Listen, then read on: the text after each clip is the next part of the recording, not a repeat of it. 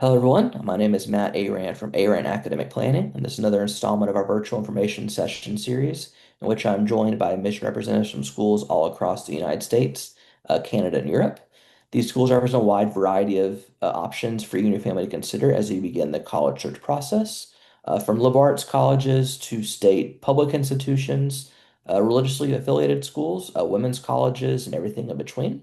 And today I'm joined by Christa Richardson from Mississippi State. So, Krista, the floor is yours. Perfect. Thank you so much, Matt. Um, like you said, my name is Christa Richardson. I am with Mississippi State University. I am located in the Dallas, Texas area, but we do have representatives all over the country that can assist. I primarily handle the Dallas Fort Worth area, Austin, as well as Nebraska and North and South Dakota. But like I said, we do have representatives all over the country, so always happy to assist. If you go to our website and you select your high school, it will tell you who your admissions representative is as well as their contact information. So I'm going to go ahead and share a little bit about Mississippi State. This is our beautiful drill field. This is the center of our campus. Campus is very walkable from one end to the other, is about 15 to 20 minutes. We have about 23,500 students. And that is a great balance between in-state students being at about 65% and our out-of-state students comprise about 35% of our student population. We have over 180 majors on campus. We are a big STEM school, so a lot of math, science, pre-med, pre-dental, engineering is our largest college on campus. We are also the number one school in the country for broadcast meteorology. And then we are also a strong agriculture school. So anything from agribusiness to fashion design, we can help you with that. We also really strong in architecture. We're a top 25 architecture school. So pretty much something for everyone.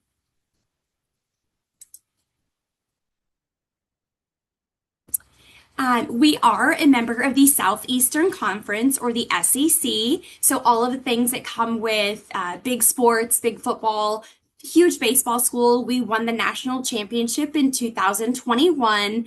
But in addition to that, there's also a lot of other things that come with being a part of the SEC. A lot of different things in academics that are also super important and very a lot of resources having being linked to being in the SEC. So definitely exciting. Lots of hype on campus. And then we are located in Starkville, Mississippi, which for the last 3 years in a row, we have been voted as the best small town in the South. One of the things that I love about Starkville is the fact that we are very intertwined within the community. So our students will go to church in the community, have jobs within the community, and really just be overall a part of where they live. So I really do love that about Starkville. Apologize, I'm having some technical difficulties here. There we go. Okay, so one question that people always have is what is the cost of tuition? Tuition, this is the information for 2025, 2026. The information for 2026, 2027 has not been published yet. But this is where we are right now. It will likely be a little bit more for the next calendar year or school year, but this gives you a good idea. Non-resident tuition fees is about $28,736. In-state students in Mississippi pay about $10,600, so about $18,000 more for out-of-state students. Their housing, 8,456. That's the median because it really depends on which residence hall that you choose. There are some that are a little bit more expensive and some that are a little bit less expensive. So that can help you to kind of control your costs based on those decisions. The meal plan, This is our top meal plan, 21 meals per week, $5,058. Our housing and meal plan are required for freshmen. They are required to live on campus. But after that, you are able to live within the Starkville community, and prices generally tend to be a little bit less expensive than some of our SEC counterparts. So definitely worth checking into as well. The average being around $43,000 per year. Um, One of the really great things that I love about Mississippi State is this is the information about how much you pay, but then we also do a really great job of helping you as far as scholarships, our non-tuition, our non-resident tuition scholarships are they start at $12,000. They go all the way up to $24,000. So that's and we look at your weighted GPA for both admissions as well as scholarships. So a lot of our students, a large portion of our students do qualify for scholarships.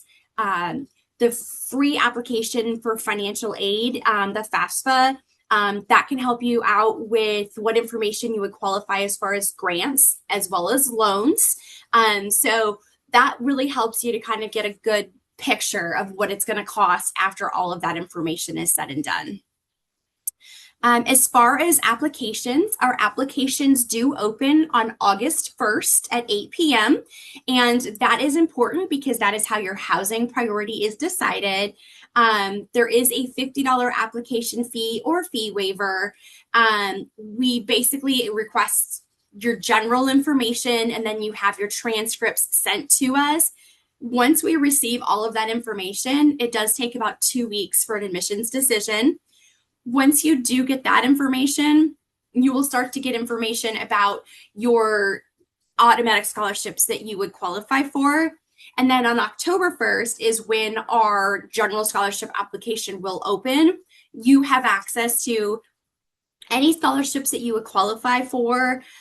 You can apply for through that application, and that helps to kind of talk to you about departmental scholarships, philanthropy scholarships, things like that. And you do that application each year. So even if you don't qualify for something as a freshman, you may qualify in your later years. So I do recommend that you do those each year. This is our last year's information, but again, August 1st, 8 p.m., we always go live. This kind of looks at a general timeline. We do recommend getting to campus to take a visit. You can schedule that online. Visiting campus, applying August 1st, applications open for scholarships October 1st. December 1st is our priority deadline date for our freshmen. So we do recommend that you get all of that information, including your scholarship application in by that date. So you do qualify for as many scholarships as possible. February 2nd is when you sign up for orientation. Signing up for orientation is how you accept your spot at Mississippi State for your freshman year. And then April 1st is when our freshman housing application goes live. So that's kind of the timeline.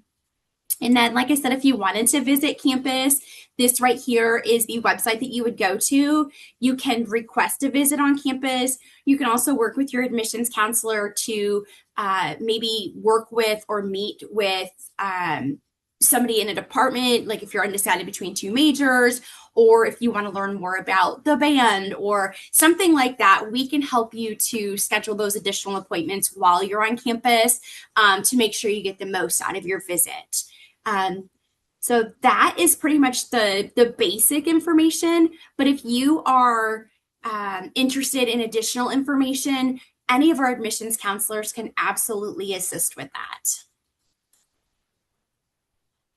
Okay, thank you very much, Krista. Just probably a couple questions from me. Yeah. And I always ask this for like the bigger schools, right, where there is a university that consists of multiple colleges or schools, right? So, in terms of that process, what does that look like for someone who might be kind of leaning towards majors or field of study that's not in the same college, right? It's like if you have a business school and arts and sciences, you want to maybe double major in maybe finance and history or something. How would that look from I guess, a logistical application standpoint? Yeah, for sure. So basically, with our application, one of the things that is a little bit unique for a larger school is that when you apply to the university, if you say you wanted to be a finance major, you would be accepted to the university. And if accepted to the university, you would also be accepted into that program. So double majoring, you wouldn't have to do multiple applications for different colleges. The Okay. only school that we do have that requires a separate application is our architecture school. And Okay. that is, you fill out a separate application, you submit your portfolio. So that would be the only separate application. There are Hmm. some prerequisites for engineering. We just want to make sure that we're setting you up to be successful as far as, a GPA. We are test optional, but with our engineers, we do want to know that their test scores are where they're going to be successful in that program. So there are a couple more questions that they do ask if you're looking to do something like engineering, but the only one that has a true application process is the architecture school. Okay. And in terms, you mentioned the kind of test optional just now. In Mm-hmm. lieu of that, what is kind of a highly competitive applicant look like from a GPA academic rigor standpoint, regardless of what major they're pursuing outside of that architecture Sure. pathway? So really, like I said, we do look at your weighted GPA. I think probably the biggest, we're looking primarily at your transcript. So we are Mhm. not, for the admissions process, we are not looking at activities or essays or anything like that. That will all be looked at when they go through the scholarship process with the scholarship Okay. application. But as far as a competitive candidate, one of the things that really is great about Mississippi State and the way that they have their matrix for their scholarships. We started a 3.3 weighted GPA. The Hmm. top applicant is going to have a 4.1 weighted or above and a 1390 or above on the SAT. So that is going to be our top scholarship. 24,000 is the current top scholarship. So that is going to give the best scholarship money. But as far as the actual admissions process, we do look primarily at the transcript. And as long as they have all of the required classes in their state, Hmm. then that would be, we would accept that as their, their graduation. Okay. And then you showed also kind of a breakdown of students. 65%, I think, was what the number was for in-state, then Mm-hmm. 35 out of state. So I was wondering, for those after they graduate, right? Does the Mm-hmm. 35% go back home? Do they kind of set up roots closer to Starkville just because they've had that experience? What is that kind of those hot spots for Mississippi State alumni to kind of gather, and whether it's a regional or a national Yeah. uh, So a thing? lot of them, I mean, so we certainly do have some that do stay in Starkville. It's a great town. Love to visit. So we do have a lot that do stay kind of in that area or that region. A lot in the South as well. Other parts of Mississippi. And then some go back to their hometown. I have a student. My daughter is at Mississippi State, and we're from Texas. Her plan after graduation, she graduates in May. Her plan is to come back to Texas, but to go to a different area of Texas. So I think part of it depends on major, Mhm. family situation. But we do have alumni associations throughout the country. We have really strong here in the DFW area. We have an alumni association both on the Dallas side as well as the Fort Worth side. There's one in Austin, there's one in East Texas, one in Houston.